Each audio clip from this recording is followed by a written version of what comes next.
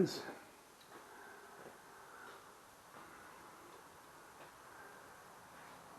I think I'm going to put this horn on.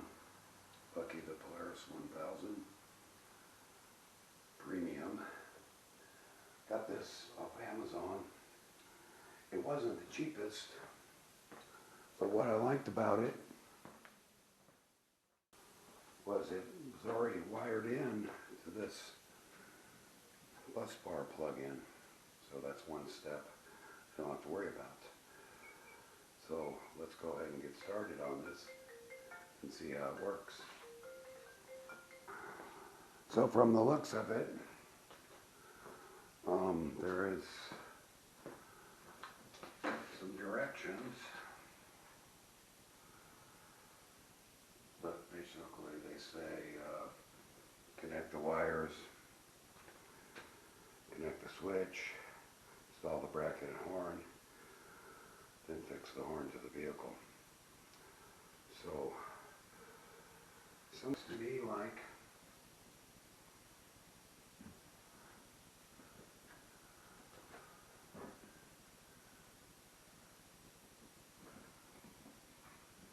these caps on the thing slide right out.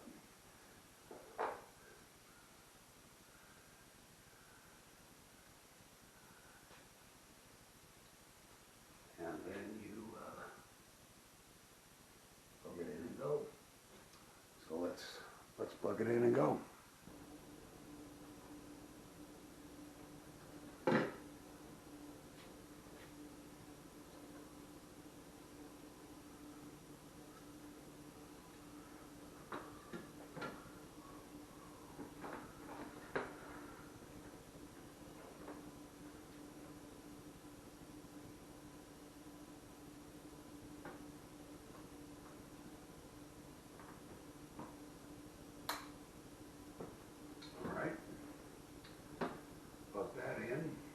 Doesn't say which way to connect to the horn.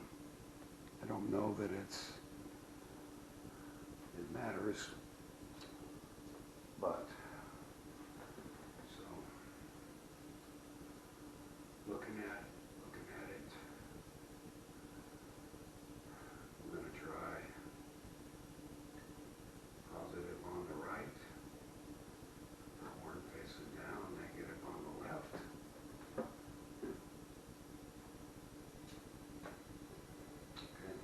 Like the light is working and the horn is working. So apparently there's no wires that are crossed up backwards, and I don't know if it matters which one you put on the horn. Nothing's getting hot, nothing's marking or anything.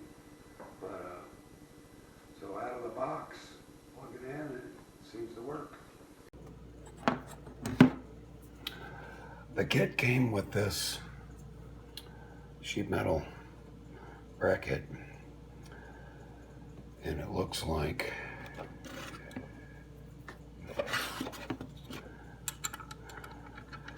it'll mount to the horn base. And then I'm seeing this ground for the bus bar down here. So what I think I'm going to do is bend this bracket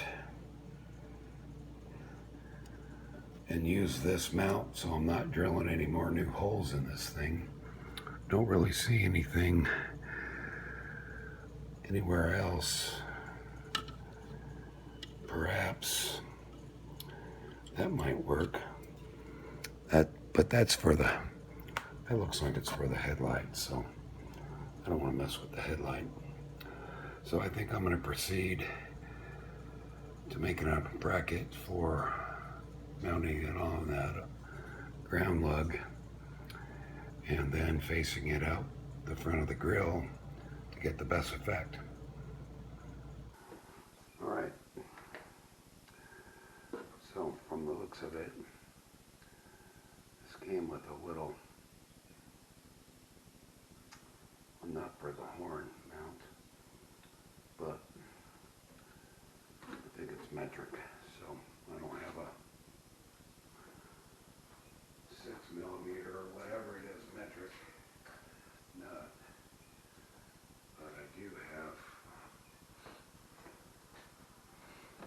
have the nut that it came with. So I'd rather have a nylock, but I don't. So I think what I'm going to do first, looks like it's going to work out really well on the ground lug. And I'm going to put a washer on the back of this first, and then I'll put this together first.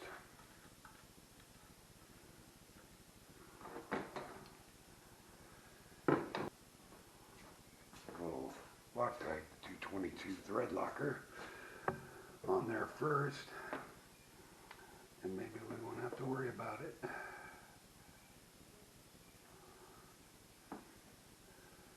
Okay. Sure, I get the orientation where I want it. These holes are really sloppy in this bracket.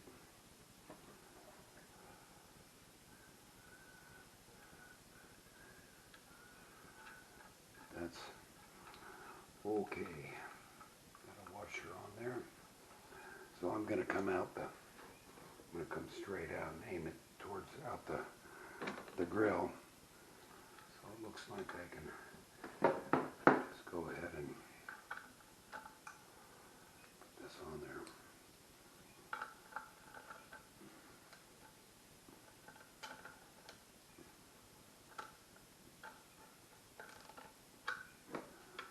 Get it tightened down.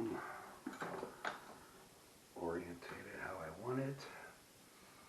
Looks like I'm going to be able to access the nut to put it all back together. And also I'm going to kill two birds with one stone and mount this relay on the same location. That should be nice and clean. So now that I've got where I want it, I'm going to try to center it between the electrical lugs. I don't really know how much tightness it'll take, so I'll put a little bit on it. Then I'm gonna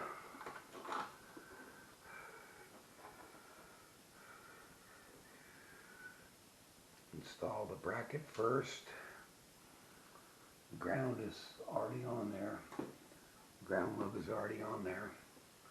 I want to mount the bracket first, and let's see if you can see this. So, not really good, but there's the bracket, there's the nylock, there's the positive, negative terminals, and there's the relay behind it. So that orientation looks pretty good to me. So let's continue on with that.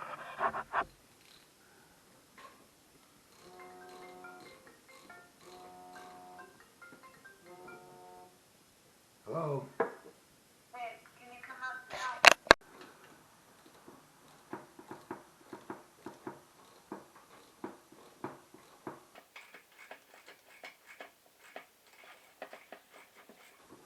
A lot of threads on that one.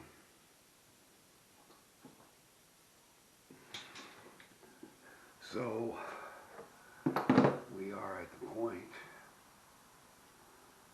where we need to start thinking about the wiring here. I'm not going to want to lose that, so put that. Seems like it might have a, it's got this grind in the firewall right here to make it easy to get through. Dark in there though, I don't know where it goes. But maybe I'll look underneath the dash. Some of the videos I watched of wiring through the firewall, they took that center drink holder tray out. Now mine has the factory glass window, so it seems like that has to come off first.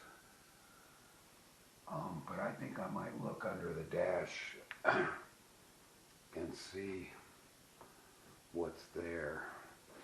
But as far as the wiring goes, there's your fuse. Okay. This is a little bit not real clean looking, but I think with a zip tie, I can clean that up. That's plugged in good. Well, let me feed this through and see what I can see before I take that centerpiece apart. All right, I got the center cup holder thing off. To do that, I had to undo the factory window attachment, which was 3 T40s and 2 T27 Torx bits. The smaller ones are under here. So first thing you have to do is, well, actually they're not, they're in through the top. Take these two out first. You can lift it up and that gives you access to the 3 40s. It's pretty easy. This window is heavy, so to get that panel off, or to get enough room to get the panel off, I had to take the window and push it out just an inch or so. I got a rag holding it in place for now. I was wrong about access to the dash. There's very little. I don't even know if I can reach up underneath there. I don't know if you can see that. There's some light coming through down there. So this is probably the best way to get in there to access this switch panel. There's the grommet that comes through the firewall, and there's the wire for the horn. So now all I have to do is cut one of these knockouts out and put the switch. That wasn't so hard. With a sharp utility knife, I cut the top and the bottom all the way to the edge, and then I cut the sides and just pushed it out. It wasn't too bad. I did do a little cleaning up afterwards, so now I'm going to see how the switch goes in there. So I cut that cutout pretty much to the outside of these lines, top and bottom. And what I notice is it fits in there, goes in there real easy. The problem I'm having is it didn't snap in. So what I did was I took these little retainer clips and I bent them up. Just on the top though, because for one thing, there is, I guess you could get something in there to bring those down, but by just doing the top,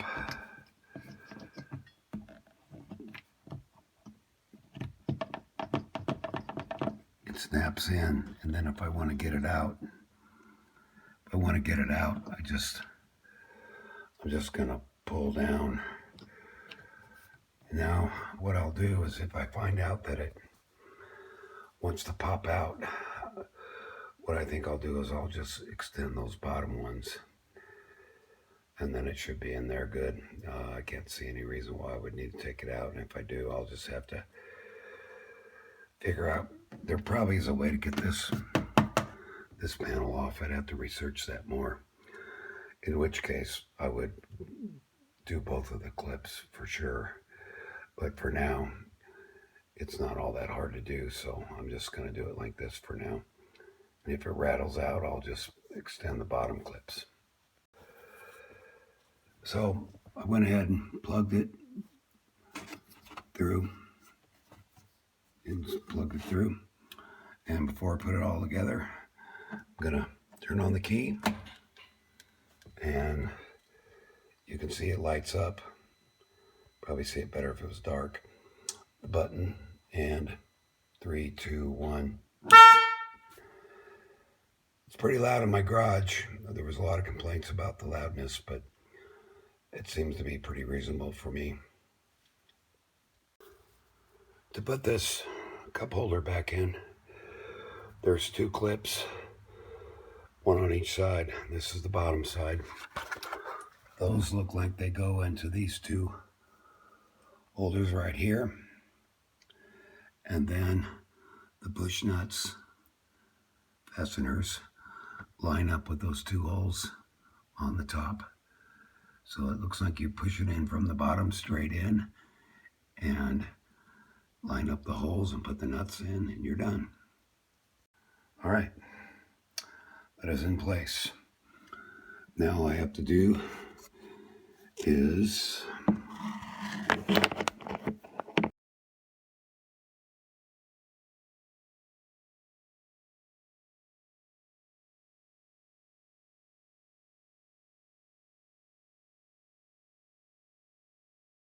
don't always work, so all you have to do now is set that down, reach into your convenient cubby hole. Now these are just screwing into plastic, so they definitely don't want to strip these out. And this, the 1/4 inch, will be just the right size for this. Let me put you down.